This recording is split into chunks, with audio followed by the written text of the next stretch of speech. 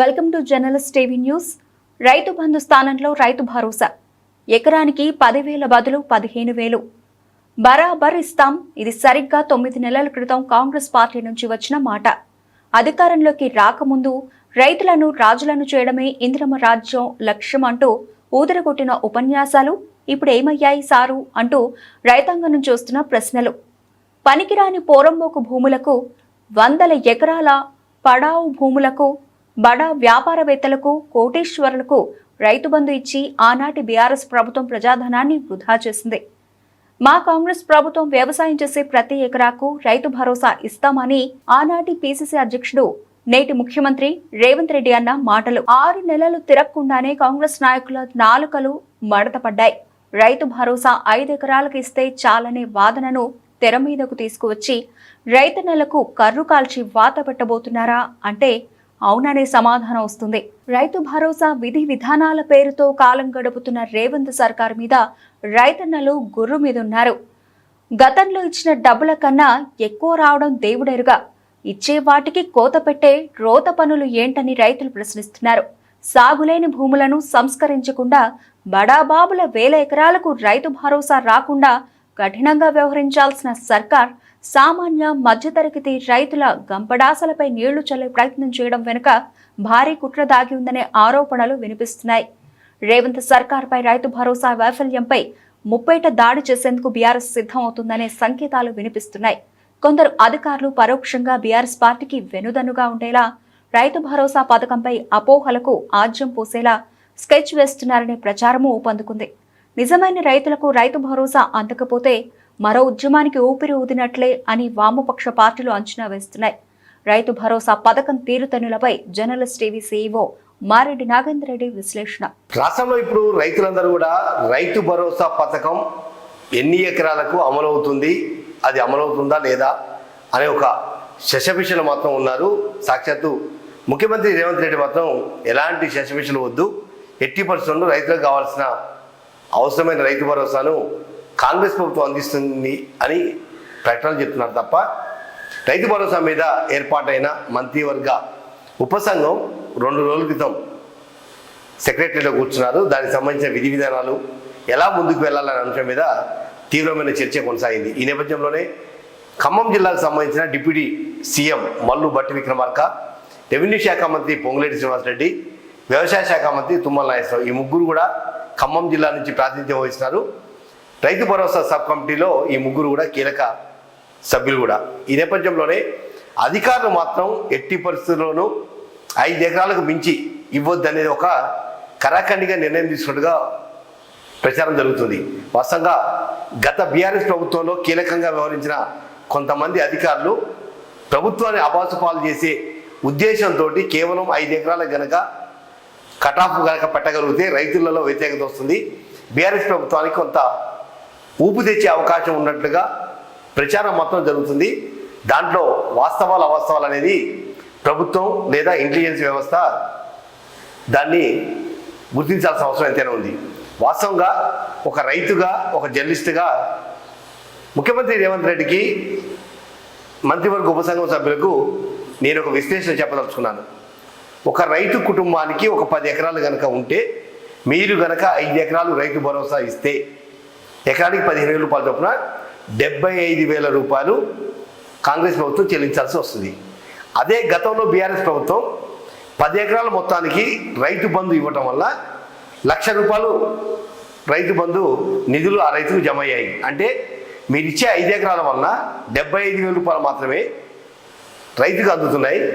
గతంలో రైతు బంధు కింద రైతుకు 1,00,000 రూపాయలు ఆర్థిక సాయం అందింది. అంటే మీరు పెంచింది పేరుకే కానీ ఒక చెయ్యి నుంచి ఇచ్చి మరో చెయ్యి నుంచి తీసుకున్నట్టుగా 10 ఎకరాలు ఒకవేళ ఇప్పుడు మనం చాలా కుటుంబాలు చూస్తున్నాం, సన్న చిన్నకారు రైతు కావచ్చు, మధ్యతరగతి రైతాంగం కావచ్చు, కుటుంబ అవసరాలు కానీ ఇతర అంశాలన్నీ దృష్టిలో పెట్టుకుంటే ఏ రైతు కూడా తమ కుటుంబ సభ్యుల్ని నమ్మి భూమిని మాత్రం ప్రస్తుతం పంచే పరిస్థితులు లేరు. ఎందుకంటే ఒక ఆడపిల్ల మీద ఒక కొంత భూమి కేటాయిస్తే చదువుతున్న సమయంలోనే తప్పనడుగు వేస్తుందని చెప్పి ఒక భయం కూడా ఆ తల్లిదండ్రులు కొనసాగుతుంది.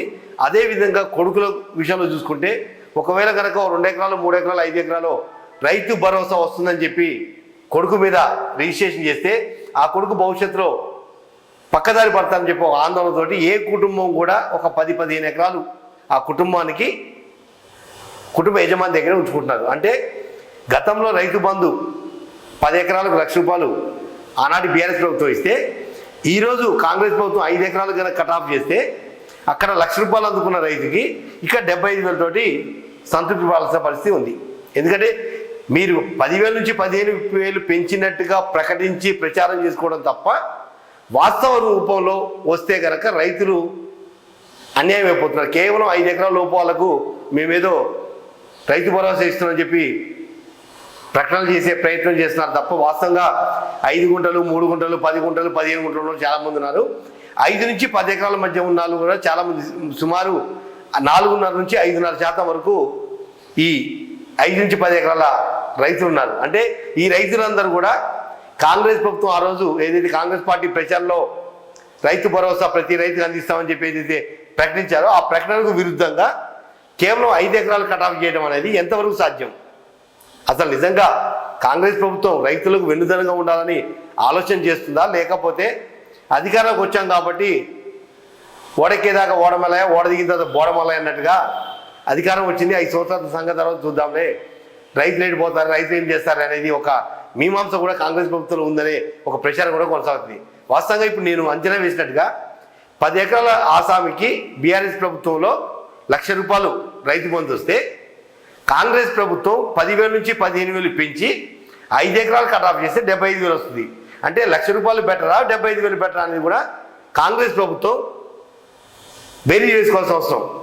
ఎందుకంటే ప్రభుత్వం వచ్చిన తర్వాత రైతులకు రిక్తహస్తం చూపిస్తే భవిష్యత్తులో ఇదే రైతులు మళ్ళీ కాంగ్రెస్ ప్రభుత్వాలు కూడా వివిధ ఎన్నికల సమయంలో కూడా రిక్తహస్తం చూపించే ప్రమాదం ఉన్న నేపథ్యంలో ముఖ్యమంత్రి రేవంత్ రెడ్డి కావచ్చు, రైతు భరోసా సబ్ కమిటీ మంత్రులు కావచ్చు, వీళ్ళంతా కూడా వాస్తవ అంశాన్ని క్రోడీకరించి క్షేత్రస్థాయిలో ఉన్న అంశాలన్నిటినీ పరిశీలించి 10 ఎకరాలు కట్ ఆఫ్ చేస్తే తప్ప రైతు భరోసా రైతులకు మీరిచ్చే పెట్టుబడి సాయం అనేది కాంగ్రెస్ ప్రభుత్వం కాంగ్రెస్ పార్టీ మేనిఫెస్టో కావచ్చు, లేదా రాహుల్ గాంధీ రైతు డిక్లరేషన్ కావచ్చు, ఇవన్నీ కూడా సమపాలనలో అమలు కావాలంటే కనీసం 10 ఎకరాలు కట్ ఆఫ్, ఏ రైతుకైనా ఎంత భూమి ఉన్నా 10 ఎకరాలు కట్ ఆఫ్ పెడితే తప్ప రైతులు కాంగ్రెస్ ప్రభుత్వాన్ని నమ్మే పరిస్థితి మాత్రం లేదు. అది కరాఖండిగా తెలిసి చెప్పదలుచున్నాం. కానీ ఈ రైతు భరోసా విషయంలో 5 ఎకరాల లోపు అనే అంశాన్ని కొంతమంది అధికారులు ప్రభుత్వాన్ని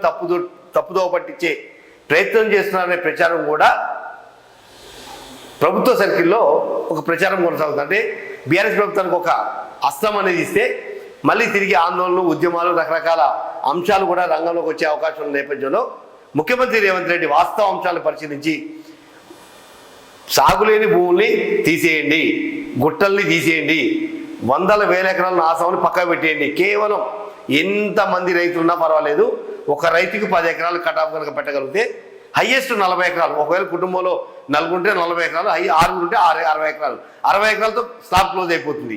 అంతే తప్ప 5 ఎకరాల పేరుతోటి ఎక్కడికక్కడికి కత్తెరలు వేసుకుంటూ పోతే మాత్రం కాంగ్రెస్ ప్రభుత్వం కష్టాల్లో పడే ప్రమాదం ఉంది. కాబట్టి ఇప్పటికైనా ముఖ్యమంత్రి రేవంత్ రెడ్డి రైతు బిడ్డగా, లేదా సబ్ కమిటీలో ఉన్న రైతులు ముగ్గురు కూడా ఏదైతే డిప్యూటీ సీఎం మల్లుభట్టి విక్రమ కావచ్చు, లేదా వ్యవసాయ శాఖ మంత్రి తుమ్మల నాయక్ కావచ్చు, లేదా రెవెన్యూ శాఖ మంత్రి పొంగులేశ్వర, వీళ్ళంతా కూడా రైతు కుటుంబ నేపథ్యం ఉన్న నేపథ్యాన్ని దృష్టిలో పెట్టుకొని 10 ఎకరాల కట్ ఆఫ్ కనుక ఇస్తేనే రైతులు సాటిస్ఫై అవుతారు, లేదా 5 ఎకరాలు కట్ ఆఫ్ చేస్తే ఈ చేతిలో ఇచ్చి ఈ చేతిలో తీసుకున్నట్టుగా మీ వలన, మీ కాంగ్రెస్ ప్రభుత్వం వలన రైతులకు వనగూరే ప్రయోజనాలు అదనంగా ఏమీ లేవు.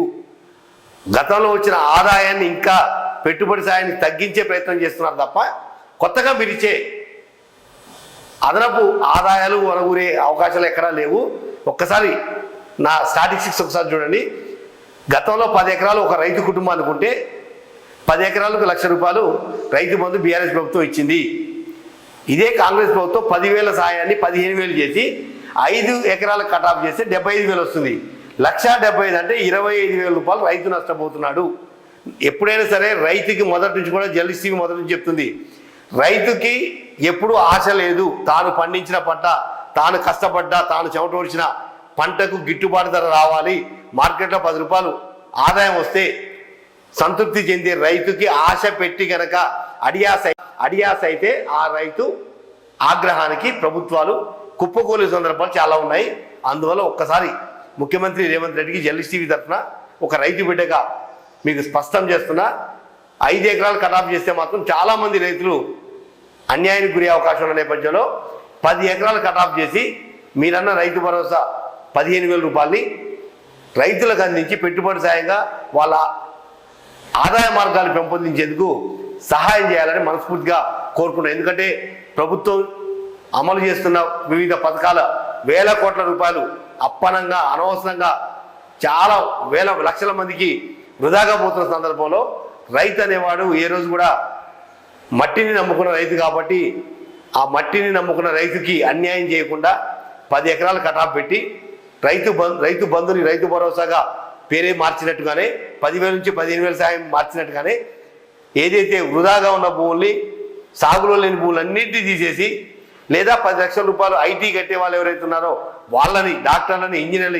ఇతర ప్రభుత్వ ఉద్యోగులు వాళ్ళందరికీ కటాఫ్ చేసి నిజమైన రైతులకు వ్యవసాయం చేసే రైతులకు 10 ఎకరాలు కటాఫ్ చేస్తే తప్ప రైతులు శాంతించే పరిస్థితి లేరు, రైతులు సంతృప్తి చెందే పరిస్థితి కూడా లేదు. అందువల్ల ఒక్కసారి ముఖ్యమంత్రి రేవంత్ రెడ్డి కానీ రైతు భరోసా సబ్ కమిటీ మంత్రులు వీళ్ళందరూ కూడా క్షుణ్ణంగా పరిశీలించి క్షేత్రస్థాయిలో వాటి అన్ని తెలుసుకొని కొంత మేధావర్గం కావచ్చు, వివిధ రాజకీయ పార్టీల మేధావులని, ప్రజాప్రతినిధులని, మాజీ ప్రజాప్రతినిధులు అందరినీ కూడా ఒక్కసారి అఖిలపక్ష సమావేశం ఏర్పాటు చేసి 5 ఎకరాలు బెటరా 10 ఎకరాలు బెటరా అనేది కూడా ఒక్కసారి అందరిలో చర్చ పెడితే ఒక ప్రభుత్వానికి ఒక మంచి సూచన వచ్చే అవకాశం ఉన్న నేపథ్యంలో రైతు భరోసా మీద స్పష్టమైన 10 ఎకరాల కటాఫ్ పెడతారని చెప్పి జర్నలిస్ట్ టీవీ మనస్ఫూర్తిగా కోరుకుంటుంది.